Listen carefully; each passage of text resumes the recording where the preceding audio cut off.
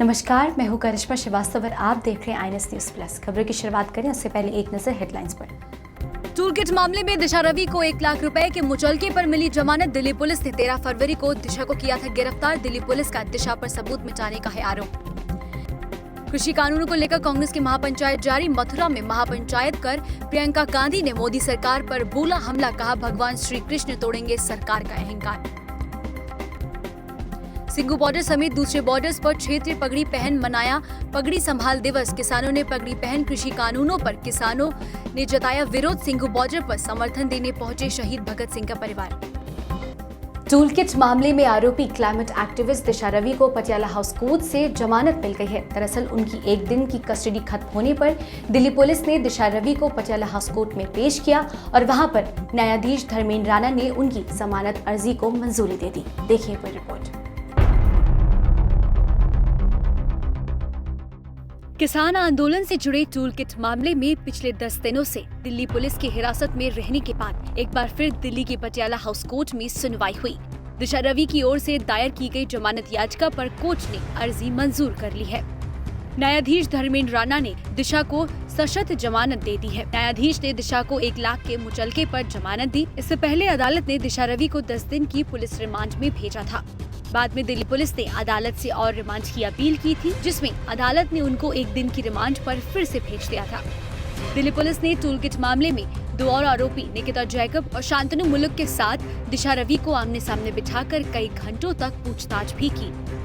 आपको बता दें कि दिल्ली पुलिस का कहना है कि पोएटिक जस्टिस फाउंडेशन ने किसानों के आंदोलन का इस्तेमाल किया और भारत की छवि खराब करने की कोशिश की। अगर वो सीधे कोई कार्रवाई करते तो एक्सपोज हो जाते, इसलिए उसने भारत में कुछ चेहरों का सहारा लिया। पोएटिक जस्टिस फाउंडेशन लगातार भारत के खिलाफ उसकी छवि को खराब करने की कोशिश करता है। इसी के साथ दिल्ली पुलिस ने अदालत को ये भी बताया कि दिशा की तरफ से सभी सबूतों को मिटाया गया है। दिशा ने सबूतों के साथ छेड़छाड़ की है। दिशा ने व्हाट्सएप ग्रुप डिलीट कर दिया था। टूलकिट के जो भी सबूत थे वो भी उसने मिटा दिए थे। वहीं इस मामले में दिशा रवि के वकील ने कहा कि किसानों की बात करना क्या अपराध है। दिल्ली पुलिस गलत आरोप लगा रही है। दिल्ली पुलिस कोई लिंक नहीं बना पा रही। वहीं दूसरी ओर टूलकिट मामले में दूसरे आरोपी शांतनु मुलुक ने भी दिल्ली की एक अदालत में अग्रिम जमानत याचिका दायर की है। ब्यूरो रिपोर्ट, खबर है। देश में नए कृषि कानूनों के विरोध में चल रहे किसान आंदोलन को कांग्रेस का पूर्ण समर्थन मिल रहा है। इसी कड़ी में मंगलवार को कांग्रेस की राष्ट्रीय महासचिव प्रियंका गांधी वाड्रा मथुरा पहुंची और मथुरा पहुंचकर उन्होंने किसान महापंचायत को संबोधित किया और यहां पर उन्होंने मंच से हुंकार लगाई और मोदी सरकार पर जमकर निशाना साधा। श्री कृष्ण की नगरी में उन्होंने कहा कि सरकार का अहंकार श्री कृष्ण ही तोड़ेंगे। देखिए पर रिपोर्ट।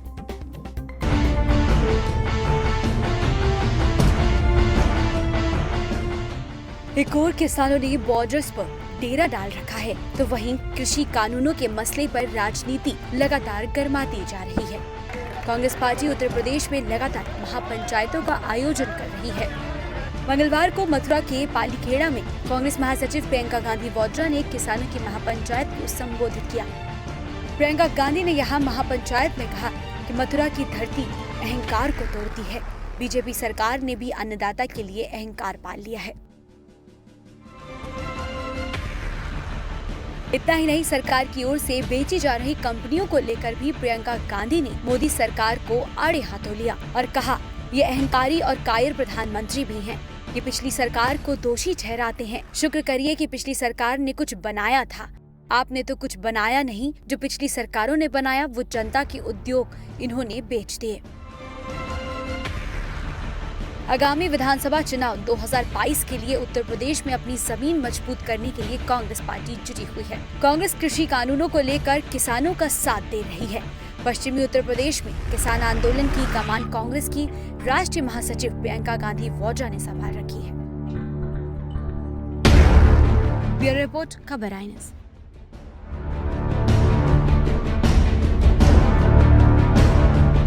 दिल्ली की सीमाओं पर केंद्र के नए कृषि कानूनों के खिलाफ किसानों का प्रदर्शन लगातार जारी है और इस प्रदर्शन को आधार देने के लिए मंगलवार को किसानों ने पगड़ी संभाल दिवस का आयोजन किया और दिल्ली के बॉर्डर्स पर किसानों ने पहुंचकर और वहां पर जो किसान ऑलरेडी मौजूद हैं वहां पर उन्होंने अपने अपने क्षेत्र की पगड़ी को पहनकर सरकार के खिलाफ अपना विरोध दर्ज किया और सिंघू बॉर्डर पर शहीद भगत सिंह के परिवार वाले भी पहुंचे। देखिए पूरी रिपोर्ट। तीनों कृषि कानूनों को रद्द करने की मांग को लेकर किसानों का आंदोलन लगातार जारी है। 90 दिनों से ज्यादा का वक्त हो चुका है, लेकिन किसान अभी दिल्ली की तमाम बॉर्डर पर आंदोलन कर रहे हैं और नई नई रणनीति बनाकर अपने आंदोलन को और तेज धार देने की कोशिश कर रहे हैं। इसी कड़ी में आज यानी 23 फरवरी को किसान पगड़ी दिवस के तौर पर मना रहे हैं। इस दिन को किसान अजीत सिंह की याद में मनाया गया। देखो, जो पगड़ी है ना, वो पगड़ी किसी भी व्यक्ति का मान सम्मान और स्वाभिमान का प्रतीक होती है और इस समय किसानों के मान सम्मान और स्वाभिमान की लड़ाई जारी है। और जो सबसे पहले जो चाचा अजीत सिंह जी, जो शहीद आजम सरदार भगत सिंह जी के चाचा जी हुए हैं, उन्होंने 1907 में आंदोलन उस समय की ब्रिटिश गवर्नमेंट के खिलाफ शुरू किया था, जब ब्रिटिश गवर्नमेंट भी किसानों के विरोध में कुछ कानून लेकर के आई थी। तो पगड़ी संभाल जट्टा एक उन्होंने आंदोलन शुरू किया था। उसका मतलब ये था कि तुम्हारे मान सम्मान स्वाभिमान को संभालो। ये जो मौके की सरकार है, ये आपका जो अस्तित्व है उसको खराब करना चाहती है। तो उन्होंने आंदोलन चलाया था पगड़ी संभाल जट्टा। तो आज के परिप्रेक्ष्य में आज की जो सरकार है, कहीं ना कहीं वो भी किसानों के मान सम्मान स्वाभिमान से खिलवाड़ कर रही है। तरह तरह के मंत्री जो है वो किसानों के प्रति अपमानजनक बातें करते हैं। कभी कहते हैं भीड़ इकट्ठा हो गई, तो ये किसानों के इकट्ठा होने को भीड़ बोलते हैं। तो तरह तरह की भीड़ से कानून ख़त्म नहीं हो सकते। और उससे भी बढ़ के भारतीय जनता पार्टी के एक जो मंत्री हैं, उन्होंने, आपने देखा होगा कल, उन्होंने तो किसानों की पिटाई तक कर दी। तो इस समय भी समय की ज़रूरत है कि किसानों को अपने मान सम्मान स्वाभिमान के लिए लड़ना ज़रूरी हो गया है। इसलिए आज का ये कार्यक्रम संयुक्त मोर्चा ने जारी किया है कि पगड़ी सम्मान दिवस। तो आज जो पगड़ी हमारा मान सम्मान है, उसका दिवस है कि हम अपने मान सम्मान के लिए लड़ाई जारी रखेंगे और जब तक ये तीनों काले कानून वापस नहीं होते और एमएसपी पे गारंटी का कानून नहीं बनता, हम यहाँ से जाने वाले नहीं हैं। और हम अपने मान सम्मान के लिए कुर्बान हो सकते हैं, लेकिन जाएंगे नहीं। अपने आत्मसम्मान का इजहार करने के लिए किसानों ने अपने इलाके की क्षेत्रीय पगड़ी पहनी। सिंघू बॉर्डर पर बनी मंच को खास तौर पर इसके लिए तैयार किया गया। मंच पर पगड़ी संभाल जट्टा आंदोलन के संस्थापक और भगत सिंह के चाचा और शहीद भगत सिंह को भी श्रद्धांजलि दी गई। इतना ही नहीं, शहीद भगत सिंह के भतीजे अभय सिंह संधू, भांजी समेत उनके परिवार के दूसरे लोग भी पगड़ी संभाल दिवस कार्यक्रम में शरीक हुए। इसके साथ ही किसान संगठनों ने बॉर्डर पर अपने अपने मोर्चों को मजबूत करने के लिए आगामी दिनों में कुछ फैसले लिए हैं। आगामी 24 फरवरी को दमन विरोधी दिवस की घोषणा की है, जिसमें किसान आंदोलन पर हो रहे चौतरफा दमन का विरोध किया जाएगा। वहीं 26 फरवरी को दिल्ली मोर्चे के 3 महीने पूरे होने पर युवाओं के योगदान को सम्मान पूर्वक युवा किसान दिवस भी मनाया जाएगा। अलग अलग राज्यों के युवाओं से दिल्ली बॉर्डर्स पहुंचने की अपील की जा रही है। साथ ही बॉर्डर पर गुरु रविदास जयंती और शहीद चंद्रशेखर आजाद के शहादत दिवस पर 27 फरवरी को मजदूर किसान एकता दिवस भी मनाया जाएगा। ब्यूरो रिपोर्ट, खबर आई। दिल्ली के बॉर्डर्स पर नए कृषि कानूनों के खिलाफ किसानों का प्रदर्शन करीबन 3 महीने से लगातार जारी है और गाजीपुर बॉर्डर पर आम लोगों की आवाजाही के लिए भी मेन रास्ते हैं, उन्हें बंद कर दिया गया है, जिसकी वजह से जो आसपास लोग रहते हैं, जो डेली दफ्तर जाते हैं, उनको कई मुसीबतों का सामना करना पड़ रहा है। लोग अस्थायी रास्तों से सफर कर रहे हैं और मिट्टी से बने अस्थायी रास्तों पर, ऊबड़ खाबड़ रास्ते पर लोग अपनी जान जोखिम में डालकर अपनी आवाजाही कर रहे हैं। देखिए पूरी रिपोर्ट।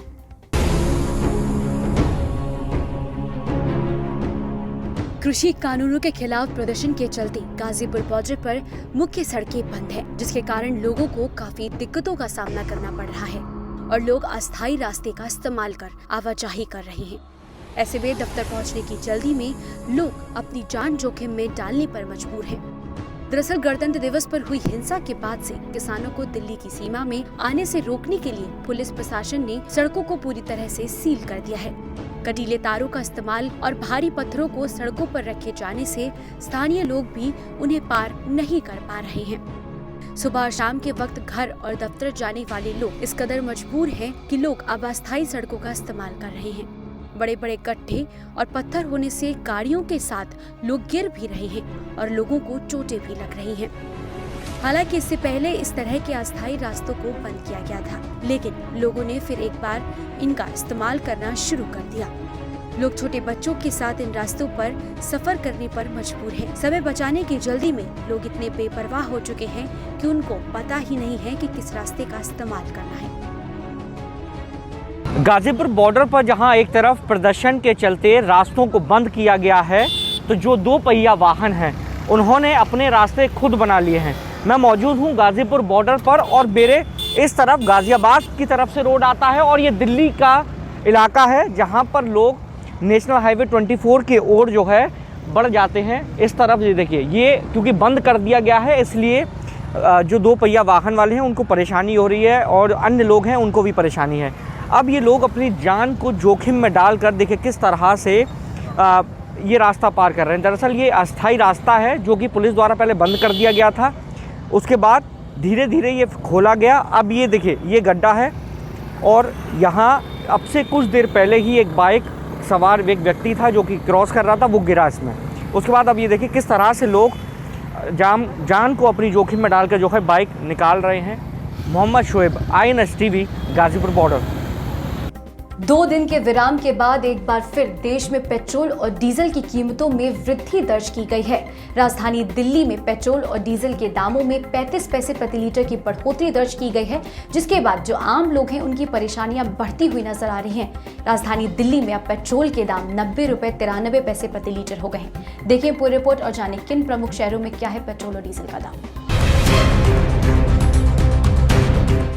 2 दिन की शांति के बाद पेट्रोल और डीजल की कीमत में मंगलवार को एक बार फिर से वृद्धि दर्ज की गई है और अब तेल की कीमतों में लगातार बढ़ोतरी से हर कोई परेशान है। देश की राजधानी दिल्ली में पेट्रोल और डीजल के दाम में 35 पैसे प्रति लीटर का इजाफा हो गया है। हालांकि पश्चिम बंगाल सरकार द्वारा वैट में कटौती के बाद कोलकाता में पेट्रोल और डीजल दोनों के दामों में उपभोक्ताओं को थोड़ी राहत मिली है। उधर अंतर्राष्ट्रीय बाजार में कच्चे तेल में तेजी जारी है। ब्रेंट क्रूड का भाव $35 प्रति बैरल के ऊपर चला गया है। आपको बता दें कि पेट्रोल के दाम में दिल्ली में 35 पैसे, मुंबई में 34 पैसे और चेन्नई में 31 पैसे प्रति लीटर की बढ़ोतरी हुई है, जबकि कोलकाता में 66 पैसे की गिरावट दर्ज की गई है। वहीं डीजल के दाम में दिल्ली में 35 पैसे, मुंबई में 38 पैसे और चेन्नई में 33 पैसे प्रति लीटर की बढ़ोतरी हुई, जबकि कोलकाता में 36 पैसे की गिरावट दर्ज की गई। इस बढ़त के बाद अब दिल्ली में पेट्रोल 90 रुपए 93 पैसे प्रति लीटर हो गया है, तो वहीं डीजल 81 रुपए 32 पैसे प्रति लीटर हो गया। इसी तरह मुंबई में पेट्रोल 97 रुपए 34 पैसे प्रति लीटर हो गया और डीजल 88 रुपए 44 पैसे प्रति लीटर। कोलकाता में पेट्रोल 91 रुपए 12 पैसे प्रति लीटर और डीजल 84 रुपए 19 पैसे प्रति लीटर पहुंच गया, तथा चेन्नई में पेट्रोल 92 रुपए 90 पैसे और डीजल 86 रुपए 31 पैसे प्रति लीटर है।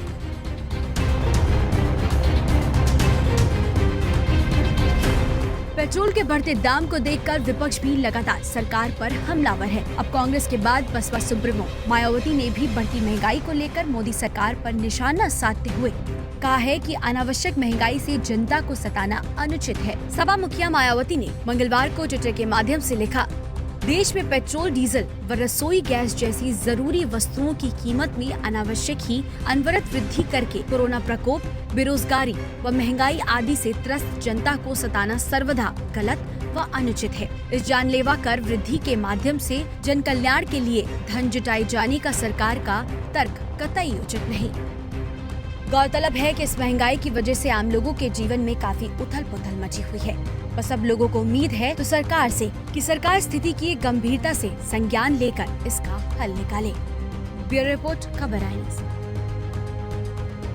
फिलहाल INS न्यूज़ प्लस बुलेटिन में इतना ही। इजाजत दीजिए, नमस्कार।